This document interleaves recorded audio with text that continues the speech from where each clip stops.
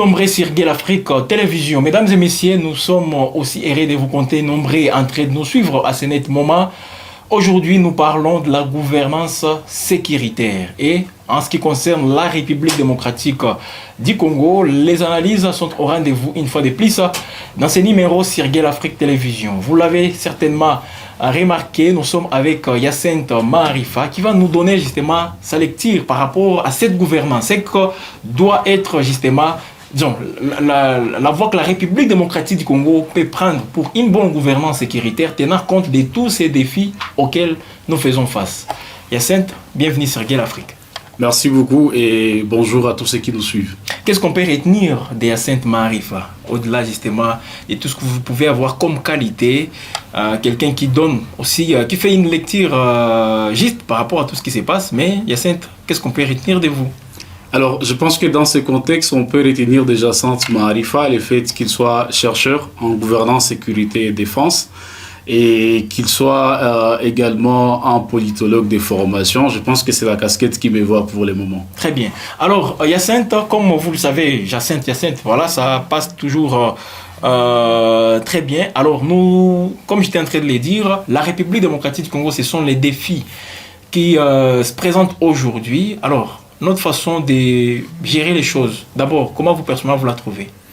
Alors, il faut dire d'abord que la RDC, presque sur tous les plans, est en état sui generis, comme on aime le dire, du fait que ces défis ont fait de lui un état difficile à gouverner, un état aux différents défis, un état qui chaque fois a des questions complexes auxquelles il doit répondre, et malheureusement un état aux acteurs qui ne sont pas jusque-là pas prêts pour remédier. Les acteurs qui ne sont pas prêts pour remédier. Ouais, des acteurs qui ne sont pas prêts pour remédier aux problèmes qui se passent ou qui se posent à l'État qu'est la République démocratique du Congo. Vous savez, ce pays a aussi une histoire qui interroge. Dès l'accession de la République démocratique du Congo à l'indépendance, on a d'abord une classe politique qui n'était pas préparée.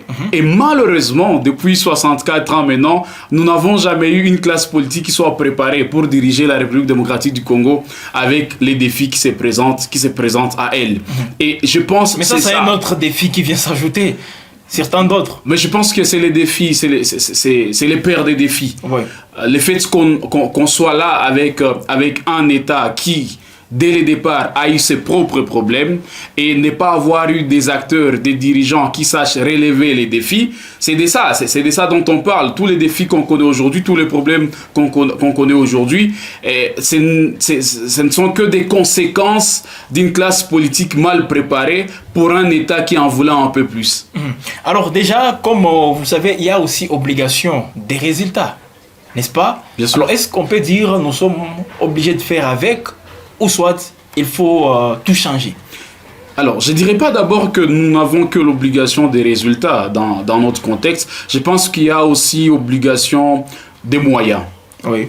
Comme nous parlons de la gouvernance sécuritaire, ce qui est bizarre, c'est que la sécurité, c'est la première mission régalienne d'un État. Et d'ailleurs, les États qui ont évolué, ils ont d'abord été conscients, ils se sont d'abord mis d'accord qu'ils pouvaient d'abord assurer la sécurité. Investir. Bien sûr, la sécurité pour leurs citoyens. On le sait que les premières grandes missions d'un État, ça c'était beaucoup plus dans la version traditionnaliste, c'était la sécurité de ses citoyens. Et ça pouvait se gérer de deux manières. D'abord, protéger contre les menaces extérieures et protéger contre les menaces intérieures. Ça suppose donc deux verbes.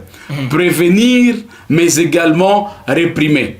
Et à l'intérieur, on sait que l'État dispose de deux instruments. Pour prévenir, il y a la police. Pour réprimer, c'est la justice. À l'extérieur, pour prévenir, c'est la diplomatie. Pour réprimer, c'est l'armée. Là, c'était les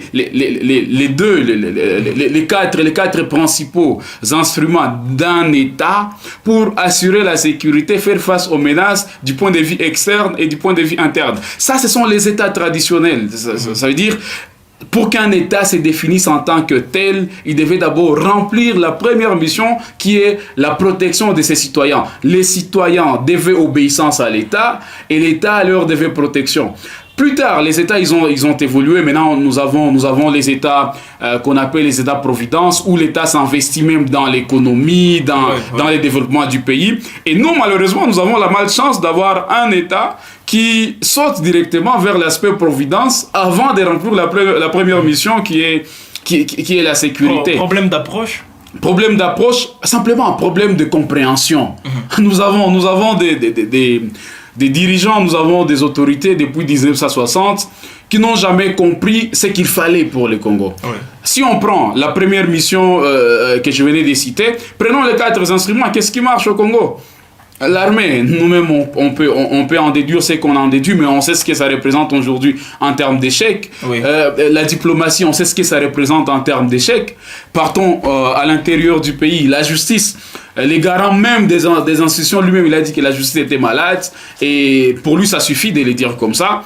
Prenons la police, ça ne marche pas. Pourtant, ça, c'est la mission qui détermine un État. Juste à travers cette mission, on peut conclure aujourd'hui que nous sommes dans un non-État.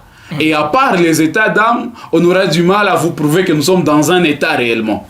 Alors, quand je parle des problèmes de compréhension... Avec état d'âme, là, on peut dire que nous sommes dans un état. Mais bon, concrètement, c'est au-delà de ça. Comment vous me prouveriez que nous sommes dans un état si la première mission de garantir aux citoyens la protection... Comment on peut comprendre cela? Un pays qui a plus de 100 millions d'habitants, vous dites depuis 1960, on n'a jamais eu des dirigeants qui... se focalise beaucoup plus sur une bonne gouvernance sécuritaire. La gouvernance sécuritaire, comme nous sommes en train de le dire, alors, c'est une crise d'hommes, ou disons des ressources humaines, par exemple, sur ces niveaux-là, ou soit matériel, ou qu'est-ce qui ne va pas réellement. Depuis 1970... Ce n'est pas une question de matériel, parce que depuis 60, on aurait mis en place des politiques qui nous permettent d'avoir les ressources qu'il nous faut. Justement. Déjà, c'est pas un problème, de ressources. Nous avons plutôt un problème d'hommes au pouvoir. Ce n'est pas un problème d'hommes congolais, comme on peut le dire. C'est un problème d'hommes au pouvoir. Des gens arrivent au pouvoir, alors que... Mais là, vous épargnez déjà aussi la responsabilité citoyenne. Mais bien sûr, la responsabilité citoyenne découle de ce que l'État prévoit comme responsabilité citoyenne. Un citoyen ne se réveille pas comme ça et il dit « voici mes responsabilités, voici mes obligations ». C'est quand un État existe qu'on peut dire qu'il y a des citoyens. Pourtant, nous venons de voir tout à l'heure qu'il y a des doutes sur le fait que l'État congolais existe ou non. Et donc, il y a aussi des doutes sur le fait qu'un citoyen congolais existerait. Et d'ailleurs, moi, je ne suis pas en mesure de le prouver. Je n'ai pas de carte d'identité. Je suis plutôt en mesure de prouver que je suis un électeur. Et pourtant, nous avons vu à travers l'histoire de beaucoup de pays dans ce monde qu'on n'est pas forcément obligé d'être dans tel état pour être éligible ou alors pour élire. Mais ce que moi je voudrais dire, si vous avez des gens qui n'ont pas été préparés à gouverner, qui n'ont jamais été préparés à gouverner et qui surviennent juste au pouvoir comme par magie, attends, je vous assure que... Je vais dans la soupe. Encore une fois, nous allons vivre 100 ans ou 200 ans et nous aurons les pays que nous avons aujourd'hui. Parce que si un dirigeant est préparé, il sait déjà les défis qui l'attendent et il a une stratégie. Dans un pays comme la République démocratique du Congo, on n'a pas besoin de projets de société lors des élections. Non. Nous devons avoir un projet du pays, nous devons avoir un projet commun. Et lors des élections, des candidats viennent et nous exposent leur stratégie pour réaliser ces projets. Oui. Mais nous savons déjà que même si on accepterait des projets de société, il n'y en a pas. Et pour les définir aussi. Voilà, pour les définir. Et c'est là qu'il faut commencer aujourd'hui. Voilà. Moi, je vais vous dire que les saluts du Congo, il ne viendra pas du pouvoir. Parce que ceux qui sont au pouvoir n'ont jamais été préparés pour gouverner le Congo. Ce qui est grave, ceux qui sont au pouvoir, souvent, ils ne connaissent pas le Congo. Et nous savons les voir qui n'aiment pas les Congolais. Et donc, si on attend les saluts ne viendra pas du pouvoir. Les saluts doivent plutôt venir aujourd'hui des centres de réflexion et d'action qui doivent être constitués au sein des citoyens même, des think tanks. Si aujourd'hui, les intelligences se dirigent en politique, on sait ce qui les attend. Les abrutis, ils sentent déjà la menace. Oui, et c'est eux qui sont nombreux. Hein. Bien sûr. Et donc, il ne faut pas y aller comme si on allait quémander. Il faut y aller en force. Et pour y aller en force, il faut construire la force déjà à la base. Et moi, j'étais très content vers les années 2014-2015 parce que je voyais une nouvelle mouvance des jeunes qui étaient incontrôlés. Incontrôlé, ça veut dire qu'il ne faisait pas partie des partis politiques, il ne faisait pas partie des universités. Juste par une conscience aussi nationaliste. Exactement. Et moi, j'ai eu beaucoup d'espoir parce que je me disais, là, nous avons désormais des think tanks qui peuvent changer les pays. Et aujourd'hui, lorsqu'on parle de la gouvernance sécuritaire, c'est peut-être un aspect de gouvernance, mais on n'attendra pas ça des gens qui n'ont pas de plan pour ces pays. Écoutez, dans d'autres pays, vous pouvez demander à un président, vous lui posez la question, mais quel sera ce pays en 2070? Il sait qu'il ne sera pas au pouvoir. Hein? Là, je parle des pays normaux. Il sait qu'il ne sera pas au pouvoir, mais il vous dit, écoutez, mon pays voudrait qu'en 2070, nous soyons ceci, et d'ailleurs, vous pouvez voir tel projet, c'est pour que nous ayons tel barrage, tel chemin de fer. Malheureusement, pour ces pays, aller visiter un ministre de l'économie, un ministre du budget, un ministre du plan et posez-lui la question, que sera ce pays en 2028 ? En 4 ans, même si vous demandez, il n'aura pas de réponse claire. Oui. Ce qui l'intéresse, c'est quoi? C'est qu'il soit là, qu'au prochain remaniement, il soit toujours là. On ne peut pas changer le pays avec une telle classe politique. Et moi, je vais vous surprendre. Même ceux qui sont dans l'opposition ne sont pas préparés pour diriger ces pays. Alors, vous avez fait allusion justement à une couche composée beaucoup plus des jeunes, pendant la période 2014-2015, 16-17 même. Mais à cette vague, on a comme l'impression qu'elle s'est elle-même étouffée. Parce qu'aujourd'hui, de 2019 jusqu'en 2023, avec ce qu'on a vu, en tout cas, nous avons encore une fois reculé. Ouais, mais je vais vous surprendre parce que cette classe des jeunes, elle n'était pas aussi préparée. Oh là là. C'est ça, le plus grand problème de ces pays, c'est juste la préparation. Souvent, lorsqu'on s'engage dans un combat, il faut être les moins surpris possible. Et pour être les moins surpris possible, il faut prévoir les coups. Oui. Et quand ça va arriver, ça va faire moins mal. Alors, ils ont eu beaucoup de volonté. Mais la bonne volonté n'est pas une compétence. Ils ont eu beaucoup de colère. Hein? Je voyais déjà avec beaucoup de... La colère n'est pas... C'est pas une compétence. Oui. Nous avons aujourd'hui des Congolais qui sont indignés. Hein? Parce qu'on parle de la gouvernance sécuritaire. Oui. Et la guerre, ça fait mal. Nous avons des victimes. Nous-mêmes, nos familles. Et on est indignés. Et quand tu parles avec un Congolais, tu as tendance à croire que la personne qui est devant toi, avec son indignation, il peut finir cette guerre dans 2 jours. Parce que nous avons tellement estimé que l'indignation était une compétence. C'est la même erreur qui fait que depuis 1960, nous mettons des présidents qui n'ont que pour seule compétence l'indignation. Et quand ils arrivent au pouvoir, ils ne vous donnent plus rien. Parce que pour être président, il faut avoir été préparé. Pendant longtemps, il faut avoir eu des plans. Et un président, je ne sais pas, un premier ministre, même un maire des villes, il doit avoir un plan avant d'arriver. Il doit avoir un plan réaménagé lorsqu'il est au pouvoir. Mais si nous avons des gens qui n'ont que leur colère, qui n'ont que leur indignation, qui ont tous les discours les plus séduisants possibles, mais sans plan concret, sans moyen de leur lutte, nous aurons le pays que nous avons eu depuis 1960. Parce qu'en 60, lorsqu'on a Joseph Kasavubu, on ne sait pas d'où il vient. Et je pense que même l'Occident nous a accordé les privilèges du doute. Quels critères? Voilà. Mais après, Mobutu, c'est pas nous qui l'avons préparé pour diriger ces pays. Oui. Laurent Désiré Kabila, c'est pas nous qui l'avons préparé pour diriger ces pays. Joseph Kabila, c'est pas nous qui l'avons préparé pour diriger ces pays. Le président actuel aujourd'hui, je pense que lui, avec ses amis de l'opposition, ils ne nous ont vendu que l'indignation depuis le règne de Kabila. Et aujourd'hui, malheureusement, toute la classe politique que vous pouvez voir, même ceux qui sont dans l'opposition, aujourd'hui, ils ne nous vendent que l'indignation du fait que le pays devient de plus en plus ingouvernable. Même un Congolais lambda, même un Congolais qui n'a pas atteint la 6e primaire, il est en mesure d'être indigné. Mais quand on est un acteur politique, quand on aspire au poste de responsabilité, l'indignation ne suffit pas. Il faut proposer une alternative et proposer une alternative avec un détail des moyens, un détail des stratégies. Heureusement, vous venez de proposer plutôt une alternative, mais déjà nous comprenons que ça va prendre du temps, votre alternative. Et quand j'ai parlé des résultats qui s'imposent, l'obtention des bons résultats qui s'imposent, parce qu'aujourd'hui, c'est vrai, parlant de la gouvernance sécuritaire, en ville de Goma, c'est la criminalité urbaine qui bat son plein. Il y a cette guerre d'agression. Nous sommes appelés justement à en découdre avec tous ses ennemis pour retrouver cette paix tant cherchée. Alors avec tout ça, ne pensez-vous pas qu'aujourd'hui, l'urgence s'impose jusqu'à ce qu'on n'a pas d'autres... On ne peut pas attendre longtemps pour arriver à obtenir à mettre en place justement toutes ces alternatives et avoir de bons résultats. Moi je ne veux pas vous séduire. Ouais. Plus un pays s'engouffre, oui, de moins en moins il est en mesure de s'en sortir de manière urgente. Oui. Plus un pays descend plus bas, de plus en plus des solutions à court terme deviennent inefficaces. Vous prenez, parce qu'on parle de criminalité, la ville de Goma compte combien d'habitants? Bon, aujourd'hui, c'est des millions. C'est toujours des estimations. Voilà là où ça on ne peut pas. Ça pose toujours on ne peut pas avoir une politique. On ne peut pas avoir une politique anticriminelle claire et efficace si on ne sait pas sur combien déjà on veut l'appliquer. C'est ça la base. Donc, vous n'allez pas me dire de proposer une solution à court terme pour une ville de Goma où il y a beaucoup de criminalité, alors qu'aucune autorité aujourd'hui dans cette ville n'est en mesure de vous dire combien de gouvernés vivent dans cette ville, combien d'habitants.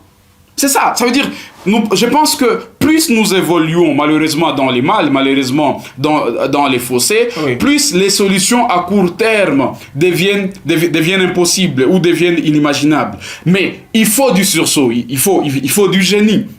Et le génie proviendrait d'une certaine surprise. Lorsque vous voyez le Congo tel qu'il est aujourd'hui, il est en mesure de changer par deux voies. La première voie à travers laquelle le pays peut changer, c'est avoir un homme providentiel. Il peut exister. Il existerait même là où on ne sait pas. Peut-être il est quelque part. Peut-être il est quelque part. Un homme qui peut venir de nulle part, non, de quelque part, oui, vraiment qui a compris les défis de ces pays et qui vient, qui fait une table rase, qui surprend tout le monde et qui profite de ces moments de surprise pour élever ces pays. Et avec qui les faire? Voilà aussi, alors, c'est une question aussi d'entourage. Mais non, les Congolais sont dociles. Les Congolais sont dociles, il manque juste des maîtres. Vous avez vu la mesure d'interdiction des motos à 18 heures. Qui aurait cru? Les Congolais sont dociles, il manque seulement des maîtres. Et d'ailleurs, dans des théories politiques et sociologiques, on vous dirait que tous les peuples sont des moutons. Ouais, ouais. On vous dira que tous les peuples sont des moutons, il faut juste un bon berger. Et ça, c'est la première voie à travers laquelle le Congo peut changer. La deuxième voie à travers laquelle le Congo peut changer, c'est la plus dangereuse, mais la plus prévisible. C'est passer par l'anarchie. Lorsqu'un pays devient de plus en plus ingouvernable, avec des signes que nous sommes en train de voir, il arrive un temps où rien n'est contrôlé. Bon, mais aujourd'hui, on parle des avancées. Je ne sais pas si... des avancées en quoi? Les cas, par exemple, avec l'armée. Non, moi je ne suis pas politique. Moi je suis scientifique. Ouais, donc, moi j'évite les discours de séduction. Ouais, au-delà de ça, j'ai besoin de votre analyse à ce niveau. Parce qu'on a une population qui est en train de nous suivre. Peut-être cette population, elle a été séduite par des discours pareils, mais on peut l'orienter dans le bon sens. Ces genres de discours, ils existeront toujours. Oui. Mais il nous revient à nous de pouvoir procéder par une éducation politique de notre population. Voilà. Écoutez, les discours de politique, il faut y accorder souvent 2% des bénéfices des doutes. Seulement 2%. Je l'ai dit parce que, je connais ce monde, je l'ai étudié. 2% des bénéfices des doutes. Et moi, je veux plutôt vous dire que vers là où on est en train d'aller, si rien n'est fait, si nous n'arrivons pas à trouver cet homme providentiel, ça prendra 50, 60, 70 ou 100 ans, nous sommes en train d'aller dans l'anarchie. Et encore, lorsque nous arrivons dans l'anarchie, nous avons 50% de ressuscités ou 50% de disparaître. L'anarchie voudrait dire quoi? Plus rien ne sera contrôlé, chaque citoyen deviendra une menace pour l'autre, il n'existera plus d'État. Et là, il y a deux possibilités.